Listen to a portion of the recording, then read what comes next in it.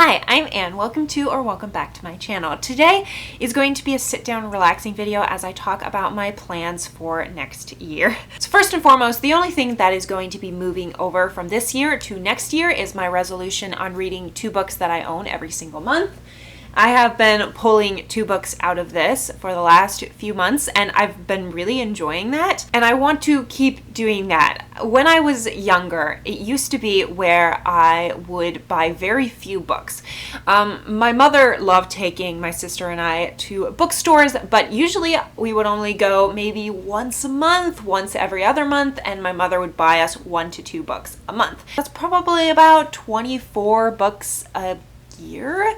Now that I have my own money, I can buy as many books as I want, especially with having thrift stores and my $1 book swap that I have nearby. It feeds on my need to not spend as much money, but also to buy books. Because it used to be, yeah, you go to Barnes and Nobles and, you may see 20 books you want, but you don't want to spend like $100 or something on like 6 books or 7 books, because that's how expensive full price books are. So you end up only buying 1 book, say every single month. And I think I want to go back towards that a little bit. Here's my second hardest challenge. So I have this over here. Just ignore like my wedding dress being sewed down there. I have this right here. It is a 3-tiered organizer, right? So I want to get all my unread books to fit on there. And until I do that, I cannot buy any books.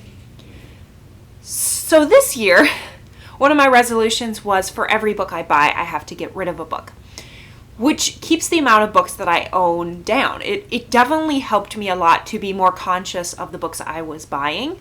But I also realized that I still have at least 1/3 of the books I own, if not more, I have not read.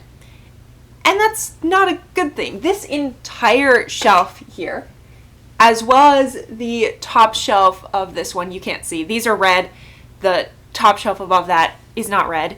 So I have 4 full shelves full of books that I have not read. And I don't want to do that. I don't want to keep like buying books constantly, even if they are $1, even if I go to the dollar book swap and I'm like, yeah, but it's only $1. No, I don't want to keep doing this. I want to be mindful about the books that I buy. So in 2022, one of my resolutions is I would not buy any books until, which probably will not happen in the year, until I get my unread pile down to fit on 2 small levels of my 3-shelf library cart, I guess. Which this will be probably the biggest challenge I have ever done before, and I am terrified that I'm going to fail at it. There's this trend I've noticed and I've discovered on YouTube recently, which is called no buy year. And basically the idea of that is that you don't buy a lot of things, that you don't invest purchases in things that you absolutely don't need. And I really like that trend, and I think I'm going to be doing it. Now, the no buy rules don't seem to be like hard and fast. It's more of what will work with your schedule. So you could say, well, I'm only going to buy like 1 book a month or something like that. Or you say, well, I'm not going to buy any new makeup, but if like one of my eyeshadow palettes, for example, runs out, I can go buy a new one to replace that one. So I'm kind of doing that with my own life. I'm not going to be super rigid about it, but in doing so, I'm going to be ceasing to buy books. We will see how this works. We will see if I break. There are exceptions. For one, if I have to buy any school books, which I already purchased the books for this coming spring semester. So hopefully I shouldn't have to buy any more books unless new books pop up that I have to buy. And the second thing, if I get books as gifts, it's not as if I have to say, oh, no, I'm not accepting books at this time. Like, I can still receive books as gifts, but I can't actively ask for them. So if someone asks me, well, what do you want for your birthday? What do you want for Christmas? I can't actively say, yes, I want this book. It has to be like, if they happen to buy me a book, I'm going to be thrilled because I love receiving books as gifts. It's the best gifts.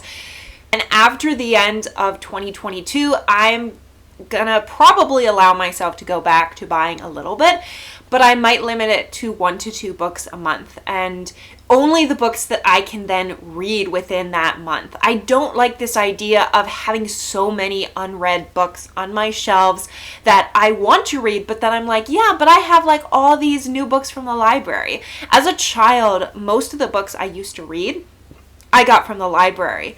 And with having such an amazing resource as the library, I should not feel the need to constantly buy books that I will probably read once and get rid of. So that's like my resolutions. Now we're going to get into the second half of this video, which is a massive book unhaul. I have, you can't see here. I have 40 books here that I'm getting rid of. I do have a small haul as well. My final haul of the year and of next year as well, hopefully. We're going to do the haul first and then the unhaul because the unhaul is a lot bigger than the haul. So, 3 books I got and one I'm not even going to keep. So I'm unhauling that one as well. So this one is a haul and unhaul. I got Feng crochet from the Dollar Tree.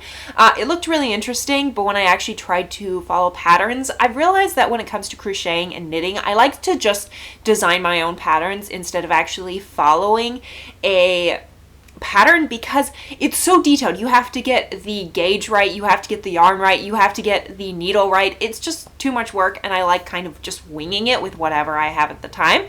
So yeah, I got this and now I'm unhauling it. Isn't that nice? The other one I did get from the Dollar Tree and I'm keeping is Save the Date by Morgan Matson.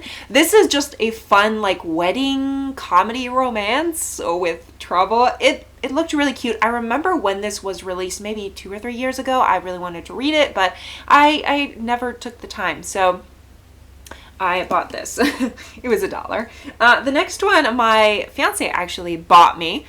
We went shopping at a thrift bookstore, and it is The Origins of Oriental Civilization by Walter A. Fairservice. So this book basically looks at origin stories or myths surrounding the founding of places like Japan, Korea, China, I think Manchuria, Mongolia, and Eastern Siberia. Basically looking at prehistorical people living there. It is a tiny, cute book. But also, the next few I actually received as free. One of my teachers at my college is retiring, which is super unfortunate. I only had a chance to take one class with her, and I just enjoyed her class so much because her expertise is Asian history, and she's the only teacher at my school that actually specializes in that, and she's retiring this year, which sucks. I'm so disappointed with that, but I had fun in her class, and so most of these are like Asian history stuff, but I got Going to the Sources, a guide to historical writing, and I also got a book about Aldous Huxley. It seems to be a collection of like a couple of his either short stories or like novellas, because there's 2 stories in here, and it's a pretty small book. So I don't know. I loved A Brave New World, but I haven't read anything else by Aldous Huxley, so I wanted to read more, and it was sitting there. All right, all the rest are about Asia and Chinese. This one, I'm just gonna like cover that up because technically it's nudity, but I don't know, it's weird. This is one of the Judge D stories. So I read the first 2 books of these. Basically, Robert Van Gulik went to China and he found an old manuscript that was basically kind of a murder mystery of this Judge D, who went to settle cases in rural China in maybe the 16 or 1700s. The first one he just translated, and then he continued on in the series in the same vein as the first book that I'm not even sure they know the author of the first book, but I love the first book, did not like the second book, when it was actually like Robert's own voice. So these are just a collection of short stories, and I'm not sure if I'll like them, but yeah, it's 8 Chinese detective stories, and I wanted to give the series another chance. So, next one is a old classic, and that is The Tales of the Shaolin Monastery, which is a compilation of other people's writings on living in a Shaolin monastery, I believe, in China. So, interesting. The Scholar and the Serving Maid by Feng Ai. This is clearly pleasant. I mean, just look at that cover, like, pretty violent, but it is a classic legal drama from the Qing dynasty. So this came out probably like 1700s. And this is obviously a translation into English, obviously, because I couldn't read it.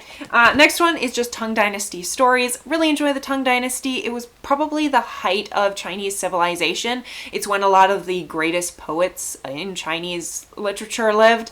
Not sure what this is, but we're going. And then the last one is Love and the Turning Year, 100 More Poems from the Chinese. So this is basically a collection of Chinese poetry. Again, I struggle with poetry, but yeah. Okay, and then I went to the dollar book swap. Don't you love how I'm like, oh, I'm going to stop buying books, but yeah, here are all the books I just bought. But we're just gonna like run through these really quick. Another Agatha Christie book. This one is called Sleeping Murder. I believe it's Miss Marple series.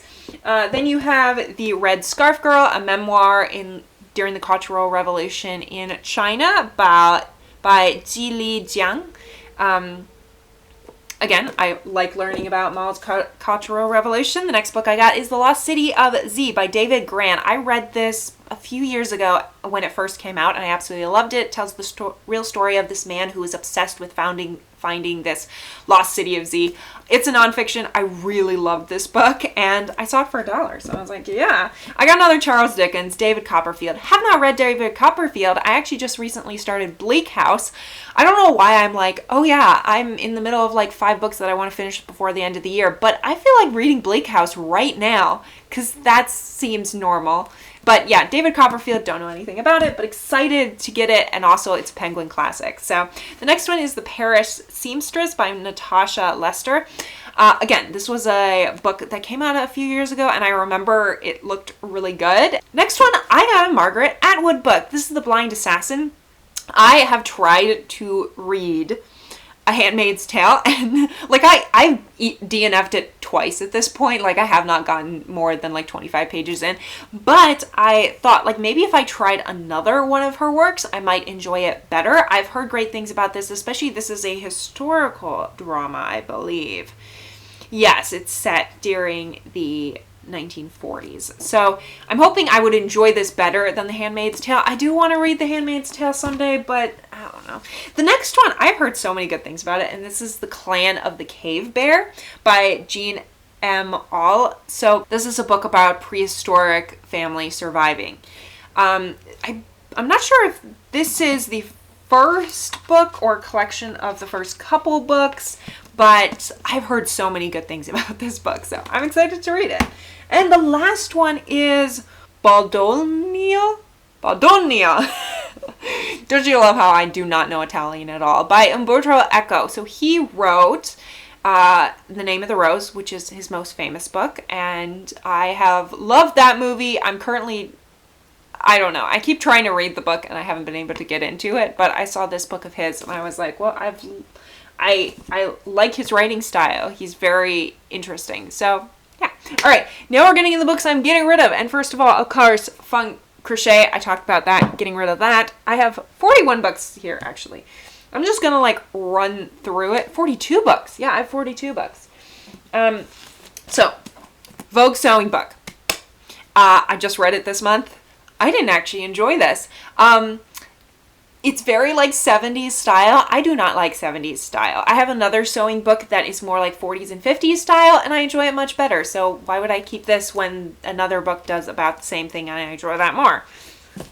All right, so Anne McCaffrey, Dragonflight. I enjoyed this first book, but I don't see myself continuing this series, and I didn't love it enough for me to like want to keep it. All Quiet on the Western Front by Enrique Marie Remarque.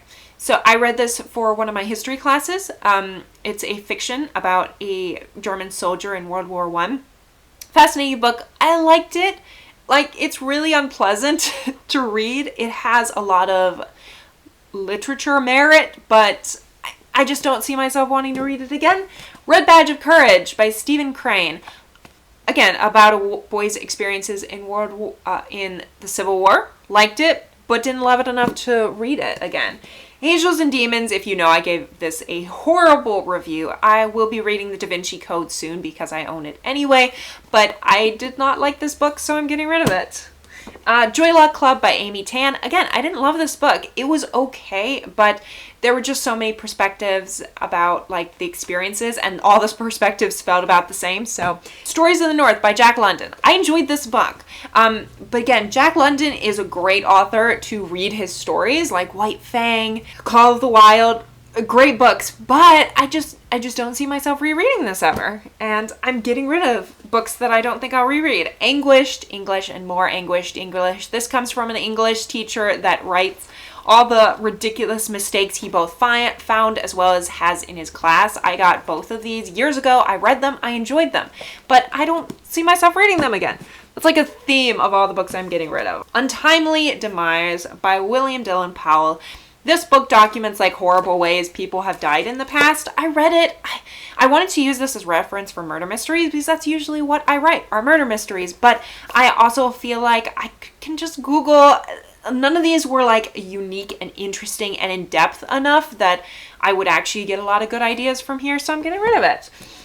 Next one, Russia and Napoleon by Dominic Levin. This is a companion book to War and Peace by Leo Tolstoy, and I didn't like this book. On one hand, Levin claims that Tolstoy is pretty much wrong about everything, but if you actually delve into Levin's writing, they have so many similarities. Like, they both come to so many of the similar conclusions. So, I don't know. I didn't love this book. It's a nonfiction about the campaign of 1812 in Russia by Napoleon, and yeah, didn't love it.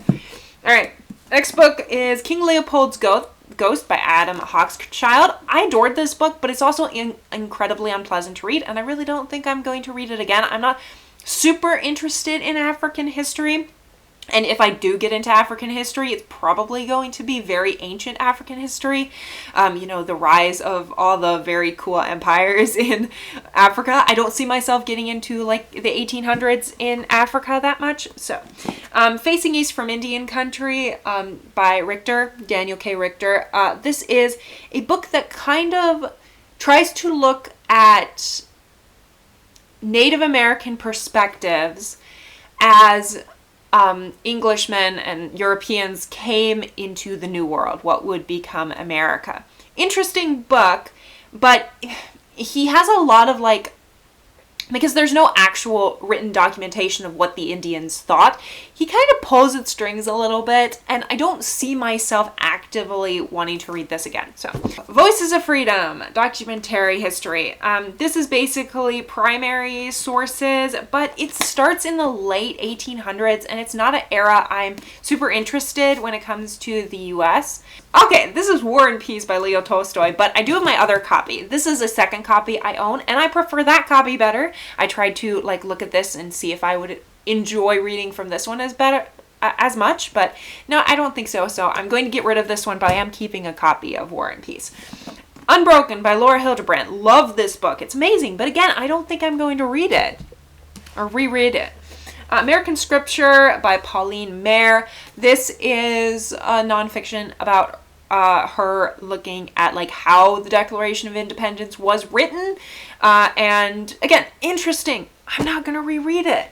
Okay, so these are two very old copies of Nancy Drew books. I'm keeping the first one. These are like original copies, but I've come to realize that these actually aren't that rare. They're pretty common and easy to find, and I have newer copies of these. So basically the only reason I would be keeping these, not to actually read from them, but because they're old, cool books, and I don't think that's a good enough reason for me.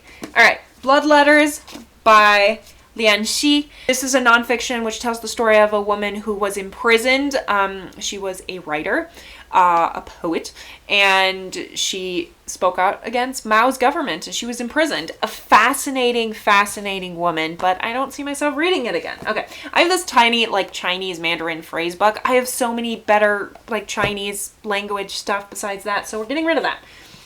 Next one is the only one I'm going back and forth about getting rid of, because so in the 1980s, there was this movie called The Labyrinth, and I loved that movie, and they came out with a comic book series, which is kind of a sequel, but I really disliked this, but it's The Labyrinth. And yes, I'm getting rid of this. I've had this for years, and I just, once in a while, I'll try to reread it and see if I enjoy it, but I just don't. So yeah. 32nd Ancient China. Again, I have better history books on China. Like, why would I keep this? Soul Mountain by Gao Xingjian. Again, didn't love this book. Did not like it at all, actually. I had kind of rant review about it. Next Year in Havana by Chanel Clayton. Liked this book. I loved the setting, but I didn't love the romance enough, and I don't think I'm ever going to reread it. Woman of No Importance by Sonia Purnell. I did this one recently, nonfiction.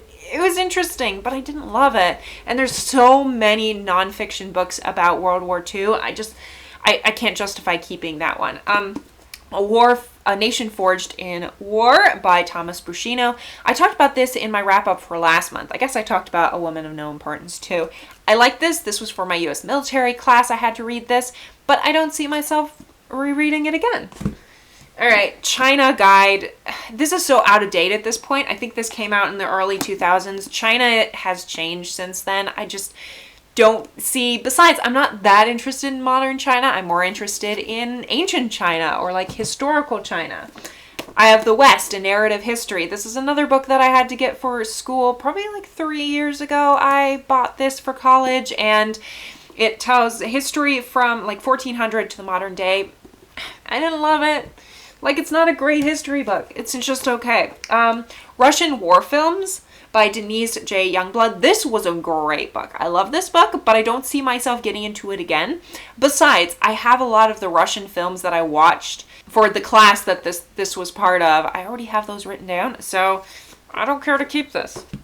All right, I have 2 Chinese books I'm getting rid of. Here's my problem. I haven't had time to study Chinese since I actually finished Chinese class this spring, so I don't see myself actively learning Chinese. I am still keeping like 5 Chinese books that are fully in Chinese, but these are 2 that aren't really interesting. Small Boats and Daring Men by Benjamin Armstrong. This is another book that I read for my U.S. military history class. Didn't love it. It was good. It was good, but not where I'm going to read it again. For Common Defense, also for my U.S. military history class. This was a massive textbook. Yeah. Anyway, I'm not going to read that again. 13th Tale by Diane Setterfield. I enjoyed this book. I gave it 4 stars, but since I read it, I have had no desire to pick it up again. Like, it's a really fun mystery thriller, but once you get through it, it's not like worth a reread. City of Devils by Paul French. Again, not worth a reread. This is about like mobsters in Shanghai, which I was really into the topic, but this is also about like white mobsters, and I'm more interested in the Chinese mobsters. So yeah. All right, I got a big one, my geology textbook. I'm getting rid of a lot of textbooks, actually. My geology textbook, I was thinking of keeping it, and I have been keeping it because it would be interesting if I ever have a character who is into geology. This would be a great resource. But also, I can get books like these from the library. I can get most of information I need just by Googling. So, yeah. And then I have this treasure chest, which is a collection of quotes from different things, but they're not full amounts. There are a lot of excerpts. I just see no reason to keep this book. So there are my books. You know, my pile of haul is like very small. Here, I'll show you. My haul pile. My unhaul pile. Do you have any resolutions for next year? I am probably kicking myself in the foot saying you're not allowed to buy any more books, but I am hoping to go to the library, especially since I'm the type of person who doesn't often reread books. So why should I have all these books that I'm never going to reread? Have you read any of these books, either the ones I am hauling or the ones I'm unhauling? Let me know your thoughts down in the comments. Thank you so much for watching. I post every Saturday at 6 p.m. Eastern Time, and I will see you all in the next video. Have a great week.